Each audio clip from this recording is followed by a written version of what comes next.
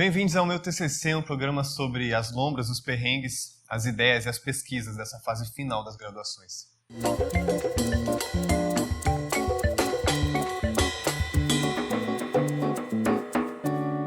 Eu me chamo Lucas, sou um homem branco, de barba, óculos, cabelo curto. Estou vestindo hoje uma camisa colorida. O ambiente também está sendo iluminado por cores coloridas. Atrás de mim, painéis com grafismos das áreas do conhecimento e da ciência da universidade. Uma televisão com o logo do TCC, o programa que a gente está construindo aqui hoje. À minha frente, uma mesa comprida, cinza, 2 canecas, meu convidado de hoje, Gilbert Araújo. Ele é formado em psicologia pela UFPE e melhor do que ele, não existe ninguém para poder falar sobre o que é o TCC dele. Então, se tu pudesse apresentar para as pessoas, se descrever e já começar introduzindo o que foi a tua pesquisa, a gente começa a conversa por aí. Salve, galera.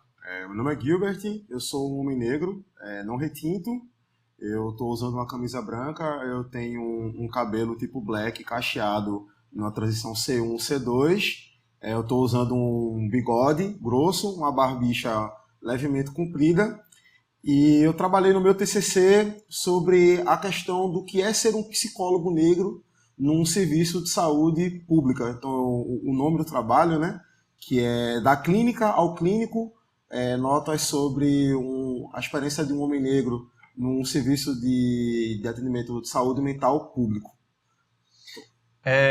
Eu gosto muito do teu título, tá falando agora há pouco com o pessoal aqui dos bastidores, Da Clínica ao Clínico.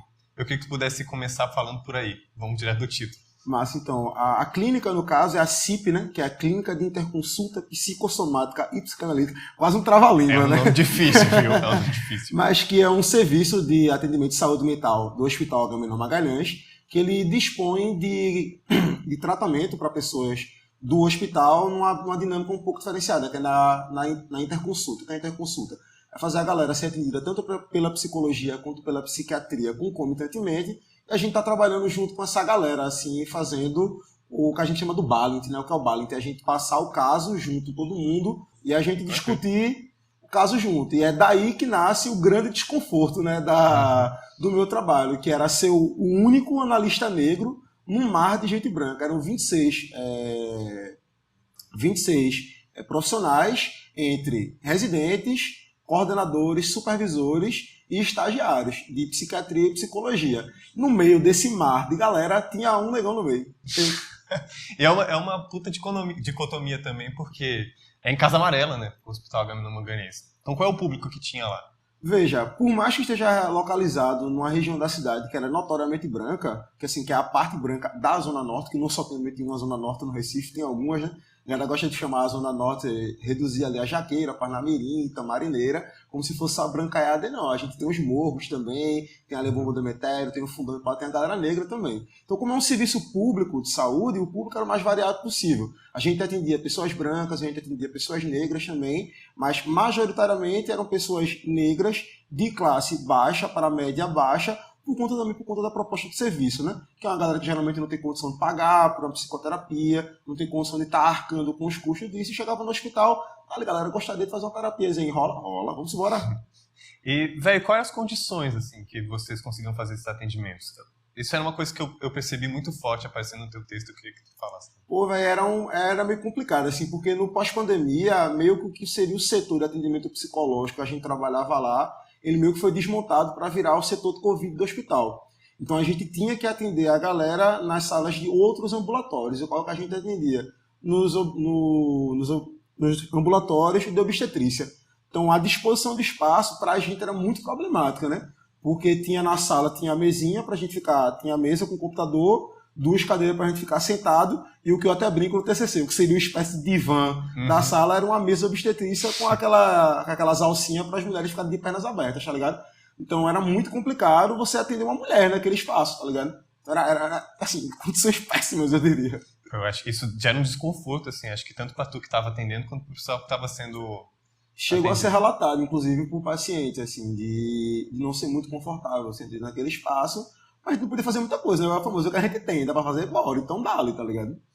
Eu queria, na verdade, a gente tá falando sobre desconforto numa série de medidas também, assim. O que acontece desconfortavelmente enquanto o teu sujeito naquela figura de de um agente de saúde, uma pessoa de saúde, das pessoas com o ambiente, assim. Enfim, eu queria que a gente desse uma alombrada em cima do que é desconforto para tu.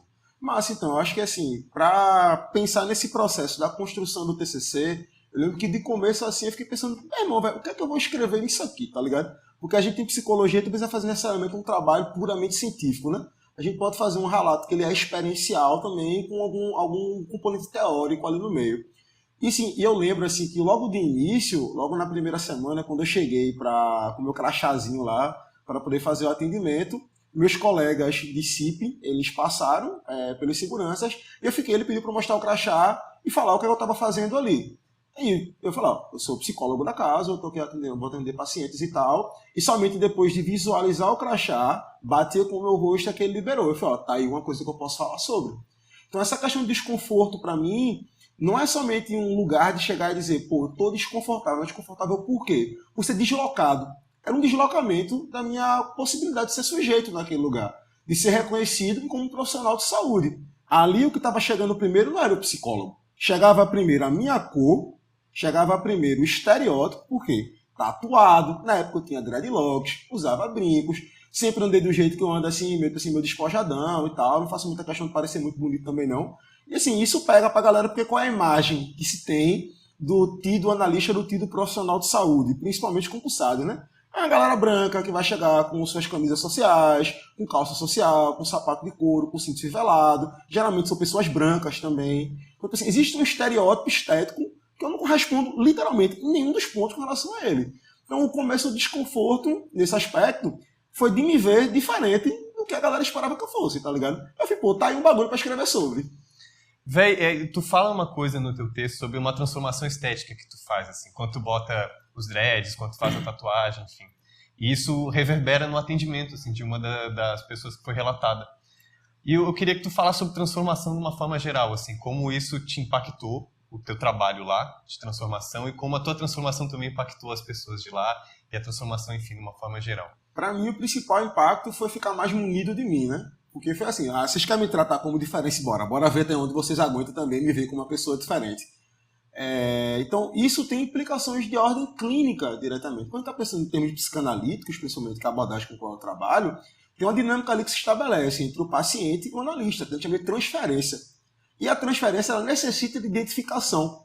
Então, num dos casos que eu relatei no TCC, inclusive, a paciente ela relatou sobre o lugar dela de se ver como negra, ela não conseguia falar a palavra, ela só falava, que você me entende, você me vê como tal, e o que ela fez foi apontar para o braço, exatamente o que eu tenho a minha tatuagem, e falar que seria parte desse lugar. Então ali eu percebi, nossa, velho, a minha proposta clínica aqui, ela faz sentido. Desse lugar de racialização da clínica, de entender os processos de determinação histórica, de entender de como o sofrimento não é somente uma coisa que ela é percebida no sujeito propriamente dito, tem uma dimensão social que perpassa por ele que o chega, obviamente. Quem vai sentir no limite das coisas é a pessoa propriamente dita.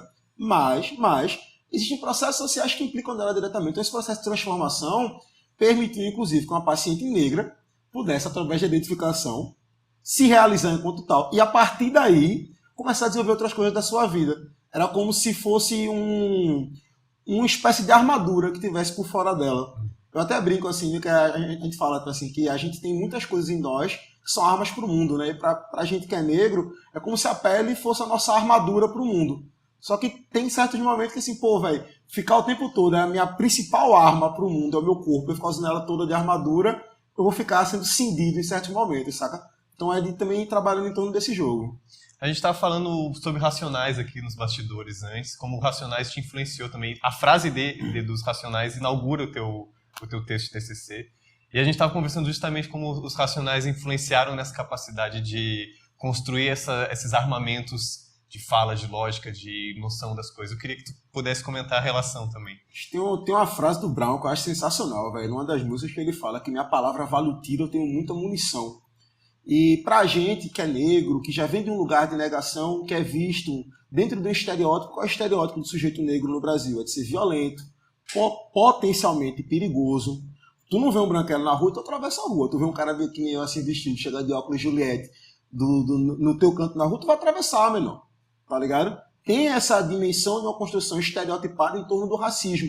Então, quando o Brown fala que minha palavra vale o tiro, eu tenho muita munição. O que eu fiz foi me munir até os dentes de toda a munição que eu poderia ter, que é de intelecto, que é de conhecimento. Então, nesse processo, para mim, o Racionais ele é fundamental. Porque tal qual eles fizeram ali na virada dos anos 80 para os anos 90, de organizar o ódio do povo negro em letra, eu consegui organizar o meu ódio também, porque as pessoas têm a falsa impressão que raiva e que ódio, ela só pode ser devolvida para o mundo de maneira destrutiva, que é o que a gente fala nas quebradas, né? Que pegar as quadradas, que é pegar a arma e querer assaltar ou se desenvolver a sua vida em torno do crime, não, velho. A gente pode usar esse ódio de maneira produtiva para repensar a nossa realidade, para refletir sobre ela e apontar, enquanto armas da crítica mesmo, que não é diferente, tá ligado? Aí, inclusive, eu faço muita questão de falar da maneira como eu falo na rua, quando eu falo em espaços acadêmicos também. Porque se é nóis lá fora, vai ser nóis aqui dentro também, tá ligado? As armas da crítica, elas servem justamente para que uma pessoa como eu, por exemplo, sou um cara negro, que cresci num contexto interiorizado do Estado, eu sou de Passira, eu não sou do Recife, eu vim para cá por conta da universidade, e poder chegar e falar da maneira como aprendi a falar. Isso não descaracteriza em nenhum momento, sequer subtrai a minha potencialidade argumentativa. Deixar de falar como a gente fala é anular toda uma história de tradição de conhecimento que a gente angaria em outros lugares que não é institucional. É a rua, é a família, é os amigos, é os amores, é uma série de questões. Enfim, constrói o que a gente consegue desenvolver de conhecimento e a linguagem das instituições, ela barra isso. Eu queria fazer um jogo contigo, rápido. Eu vou jogar algumas palavras para tu e tu pode responder elas com uma contrapalavra ou com uma frase curta. É um jogo bate-volta. Puxa, dali. A primeira palavra é Brasil. Brasil, colônia. Sujeito. Encerrado. Acolhimento. Se for preto, possível. Política. Diferenciadora. Criatividade. Criatividade é nóis, mano, é o rap. Gilbert, muito obrigado, velho. Foi um prazer poder ler o teu TCC e falar contigo. Pô, cara, eu que agradeço o convite e a possibilidade de estar aqui poder falando, mano. De rocha mesmo, valeu. Massa, velho. Se você se interessou por esse TCC, como também pode se interessar por outros, a gente tem o repositório Atena, com 2 T's, que lá tem teses, tem dissertações, tem trabalhos de conclusões de curso, de várias linhas do conhecimento da ciência. Esse programa vai passar na TVU, mas também vai estar no canal do YouTube. Então você pode deixar um comentário por lá, compartilhar a lombra de vocês, enfim, para a gente também saber como anda a recepção de vocês sobre esse trabalho, sobre essas conversas. É isso, minha gente. Muito obrigado, Gilbert. E vamos embora. Até a próxima.